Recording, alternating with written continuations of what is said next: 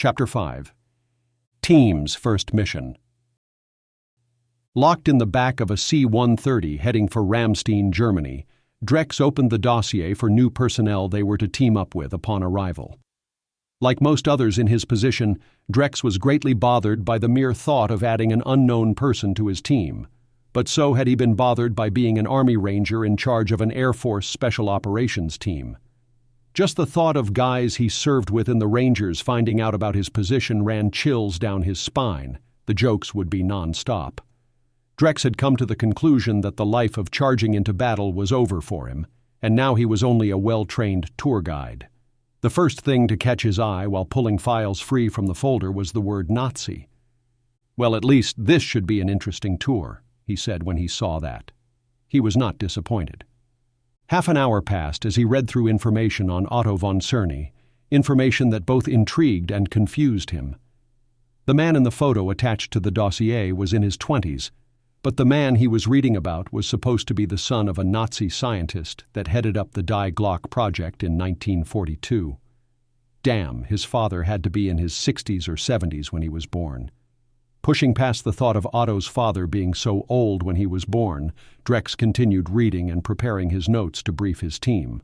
The back of the transport plane was large and mostly empty with the exception of their gear, which required very little space, making the flight fairly comfortable. Knowing they would be ready to land soon, Drex called his team together for a short briefing. Though the dossier had quite a lot of information in it, very little would help with the mission ahead. With his team all sitting in front of him, it was time to begin. "Okay, this is where we stand. Shortly, we will be landing at Ramstein Air Force Base. There we will be picking up a new member of the team, Otto Czerny." He had to stop for a second while his team came to terms with having a new member. No team that had trained together and grown close enjoyed the unknown of a new person. "Yes, I know, but regardless, we will push through." Otto was a member of the Kommando Spezialkräfte. They are elite German military commandos, so we should not worry about him being able to handle himself. Now he is the son of Otto von Czerny, who was the lead scientist of the Die Glocke project, otherwise known as the Bell. Spears couldn't control her enthusiasm and interrupted. "I read about that project. It was a top-secret project for the Third Reich. Supposedly, a man got inside and was transported in time. It took place at Turd-Ysseys, or the Giant. The only thing left are huge concrete structures they call the Henge." Drex raised his hand for Spears to be silent. Normally he didn't like having interruptions during his briefings, but the information she had provided was helpful. With everyone once again focused on him, he continued, "Yes, he is the son of a Nazi scientist and we are going into the realm of Indiana Jones here, but try and push through. We will be rendezvousing with Otto when we land at a local hotel. We are not to present as military, but researchers from the Smithsonian. New luggage and clothing will be waiting for each of us when we land. Otto will be the only person from here out that knows our true mission. Is that clear?"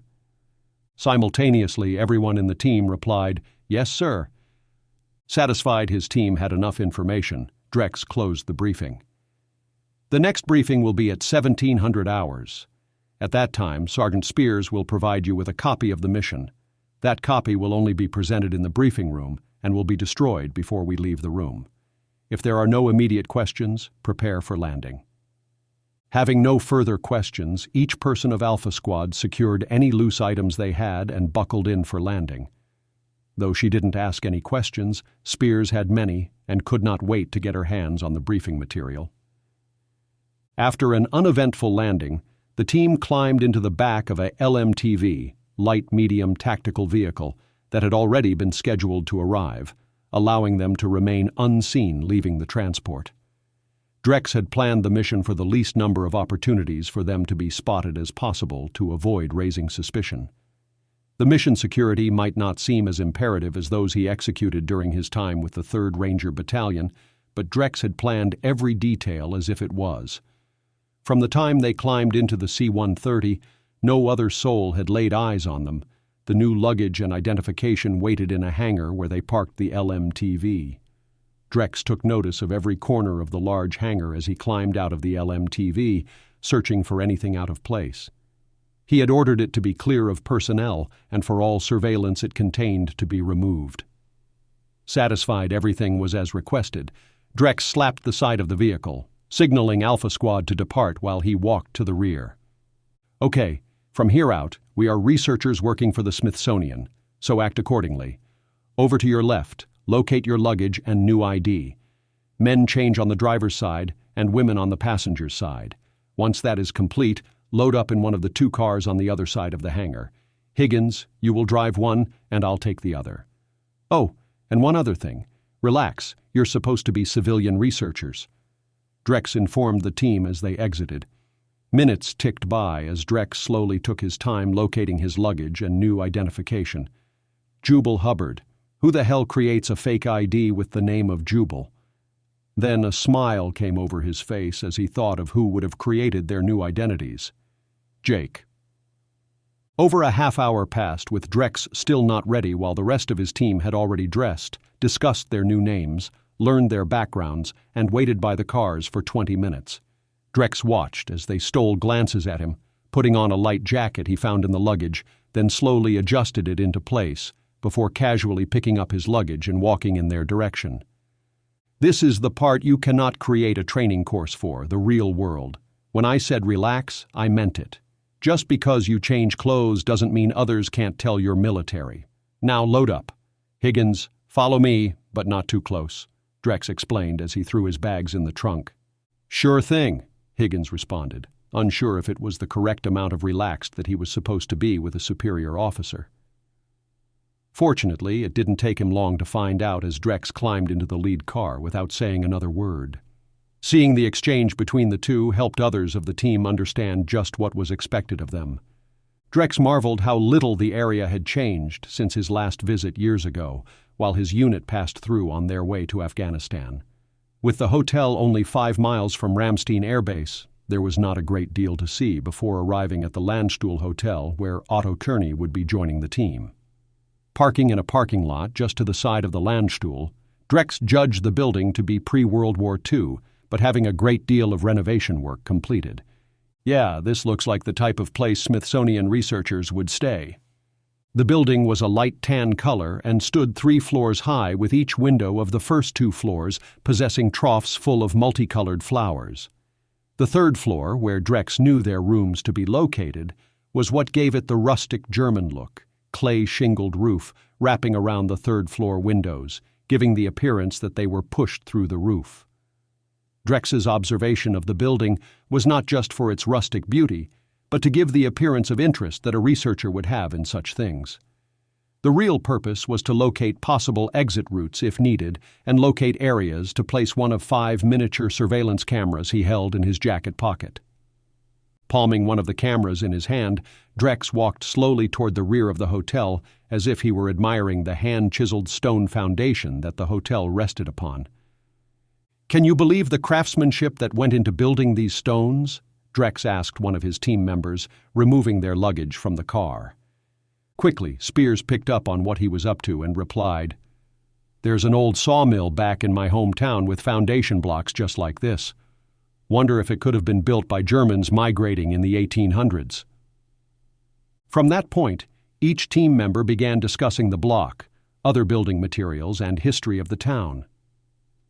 With the group now acting much like he imagined historic researchers would, Drex bent over and placed one of the half-inch cubes between 2 foundation stones with the best angle to cover the back of the hotel. Satisfied with the position of the camera, Drex joined in the conversation the others were having about how far Nanstein Castle was from the hotel, while retrieving his luggage and walking to the front entrance. He placed himself in the middle of the group with his luggage held in his left hand and 2 surveillance cameras in his right, and then guided the group with subtle cues. While they moved, he placed the 2 cameras left and right of the entrances, one more in the lobby and one in the 3rd floor hallway, covering all their rooms. "Natalie, come and see me as soon as you are settled," Drex requested as Spears was about to enter her room. Keeping cover and using aliases always came easy for him. Often he thought he might have even missed his calling as an actor. Drex always laughed at the thought of doing any other profession, feeling that deep down in his DNA he was meant to be a soldier. "Done, Jubal," Spears stated, flinging her bag through the slightly open door to her room. "Damn it, Jake," Drex thought upon hearing his cover name. "Great, come on in, and we'll get started." First thing Drex wanted to do was check the placement of the cameras. He couldn't imagine what kind of people would pose a threat to them. But security was what he was great at. "Even if it is against a pasty kid in his mama's basement," he said just under his breath. "What was that?" "Nothing," Drex replied. He had forgotten that Spears was in the room. It only took a few seconds to pull the laptop from his luggage. While it booted up, he turned his attention back to the folders and dossier for the briefing. While gathering the necessary material for Spears, he thought of how glad he was that Spears had become part of the team. She was the only one on the team that seemed more like a soldier than a professor pretending to be a soldier. With everything in order, he turned to her. "Okay, you'll find the conference room at the end of the hall. Inform the others it will be at 5 o'clock. Make a copy for each, including Otto. Before you do, ensure they have placed a shredder in the room for when the meeting is complete. Don't leave the room unsecure," Drex explained while handing over the paperwork. "You got it, Jubal," Spears replied with a smirk. She turned for the door, hurrying on her way. Drex shook his head slightly, but had to resist smiling. He liked that at least one member of the team could loosen up. For the first time, Drex looked around the room and noticed just how nice they were, rather than what he could use as a weapon or exit routes. "Guess the Air Force likes all the comforts of home." He laughed, thinking about how this room compared to the Connex containers the Army regularly used. Setting aside the differences in missions he conducted in the Army compared to now, Drex typed in his password for the laptop and began pulling up the necessary screens for the cameras. Happy with their placement and amazed by their resolution, he studied everyone that came into view. He glanced down at the time displayed on the screen, 4:33 p.m. "Where you at, son of a Nazi alien hunter?" He snickered at his own joke. The minutes ticked by with no signs of Otto, but knowing how well-trained the man was in these situations, Drex figured he wouldn't show up till 5 minutes before the meeting. Two men did catch his attention instantly, causing the hair on his arms to stand on end, something that had not happened in a very long time, and never for no apparent reason. "Where did you come from?" Drex asked the screen, only noticing the men as they walked through the lobby. Both seemed to walk in perfect alignment side by side, matching each other's movements. They wore identical 1950s-style black suits and ties, black sunglasses, and fedora hats.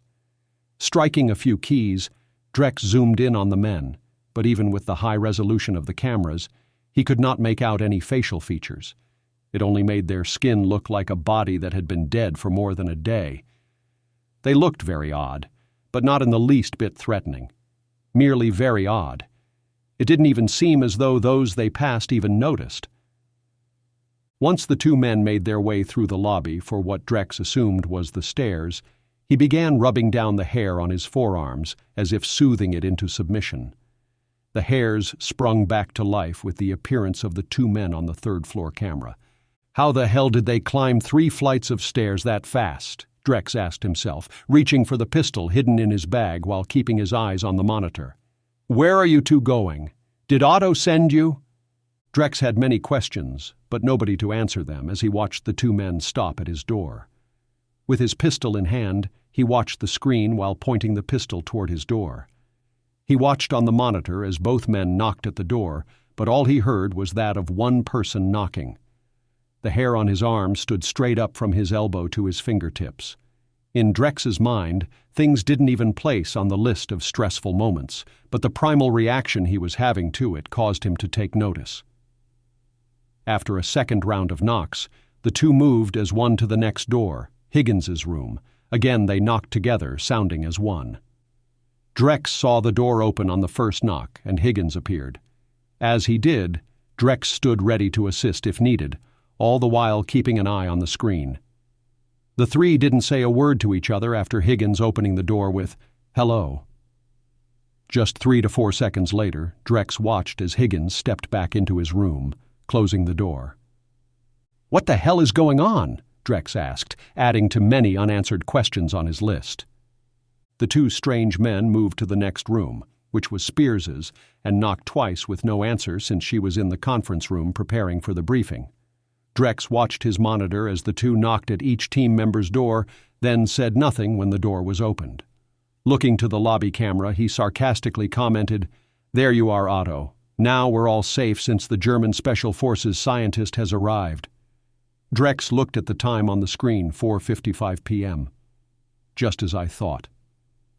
Turning his attention back to the hallway camera, he was instantly surprised to see the two strange men were not in view. "Where the hell?" Drex exclaimed, puzzled by the quickness with which they vanished. Quickly he looked through the other 4 cameras for any signs of them with no luck. Returning to the hallway camera, he thought it a little strange nobody from the team was moving to the conference room. Again, he looked at the time. 4:58 p.m. There was no movement in the hallway till the top of Otto's head appeared on camera, exiting the stairway and walking down the long hall. Watching as the man walked, there was still no other movement till all but one of the team room doors opened, with everyone stepping out with pistol in hand, pointing it down the hall at Otto Cerny. All moved as one in perfect unison.